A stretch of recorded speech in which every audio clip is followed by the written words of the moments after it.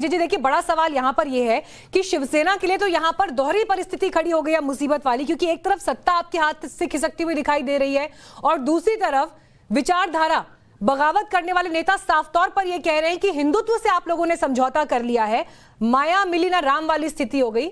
और आलम यह है कि ओवैसी साहब तक का समर्थन लेने से बाला साहब ठाकरे वाली शिवसेना को परहेज नहीं। कर्मण्येव अधिकारस्ते मा फलेषु कदाचन मा कर्मफल हेतुर्भु उर्मात्वे संगोस्व कर्मणि। हमारा पंत प्रधान और उद्धव ठाकरे जी, महाराष्ट्र चीफ मिनिस्टर, हर दिन भगवत गीता के बारे में बात करते ही रहते हैं, लेकिन उद्धव ठाकरे जी जो बात करते हैं वो काम में भी दिखाते हैं। हम काम करने के लिए आएंगे, हम प्रतिफल का अपेक्षा नहीं चाहते हैं। जो जनता में शिवसेना है, जो हर महाराष्ट्र में हर मराठी मानुष के हृदय में शिवसेना है, 4, 5, 25 लोग जाने से शिवसेना कहीं तरफ जाने वाली नहीं है।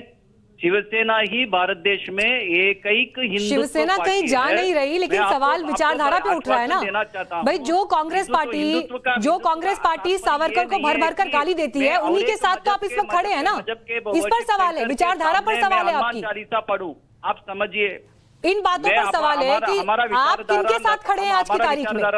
और इस बात का जिक्र आपकी पार्टी के एकनाथ शिंदे कर रहे हैं, कोई और भी नहीं कर रहा है। कुटुंबम है सर, आपने मेरा सवाल सुना? चलिए मेरा सवाल ना सुनिए, एकनाथ शिंदे की बात तो सुन रहे हैं आप। एकनाथ शिंदे की बात तो सुन रहे हैं। वो कह रहे हैं कि बाला साहब ठाकरे की शिवसेना तो ये है नहीं, जिस तरह का हिंदुत्व उनके नजरिए वाला था उससे तो आप लोगों ने समझौता कर लिया, सत्ता आपको इतनी प्यारी थी। तो विचारधारा के मुद्दे पर आप एक्सपोज हो गए, करप्शन के मामले जिस तरह से बढ़ चढ़कर राज्य में दिखाई दिए उस पर आप एक्सपोज हो गए। तो अब जनता के बीच आप क्या कहते हुए जाएंगे, ये सवाल है। मेरा धर्म मेरे मस्तिष्क में रहता हूँ। मैं लाउड स्पीकर पकड़ के एक मजहब के वर्शिप सेंटर के सामने मैंने हनुमान चालीसा नहीं पढ़ता हूँ। आपको मैंने साफ साफ बता हूँ, ये आके ड्रामाबाजी राज ठाकरे जी कहाँ है आज? कहाँ है बोलिए, लाउड स्पीकर पॉलिटिक्स कहाँ गया है? ये लोग आम लोगों को भड़काव देते हैं। अगर आप देखा तो सिकंदराबाद में विजय कृष्णन जी, बात आज की हो रही है, बात आज राज ठाकरे की नहीं हो रही, बात आज आपके विरोधियों की नहीं हो रही, आपके कुनबे से छिटक कर जो नेता गए हैं उनकी बात हो रही है। एकनाथ शिंदे क्यों आपसे नाराज हैं, इसकी बात हो रही है। एकनाथ शिंदे क्यों नहीं है आपके साथ? उद्धव ठाकरे के करीबी बाला साहेब का जो नाम ले रहे हैं वो क्यों आपसे दूर हो गए हैं? कुछ भी हो सकता है। हमने महाभारत में कई तरह के कैरेक्टर्स देखे हैं ना। ठीक है, तो ये शिवसेना के बीच, शिवसेना के भीतर ये अब एक ऐसी महाभारत है, ये एक ऐसी महाभारत है जिसमें आप ही के नेता ये आरोप लगा रहे हैं कि उद्धव ठाकरे उन्हें काम नहीं करने दे रहे। उनकी फाइल्स चेक होती हैं, उनकी फाइल्स मुख्यमंत्री ऑफिस से क्लियर होती हैं। मोहन भागवत जी ने पद्मनी जी को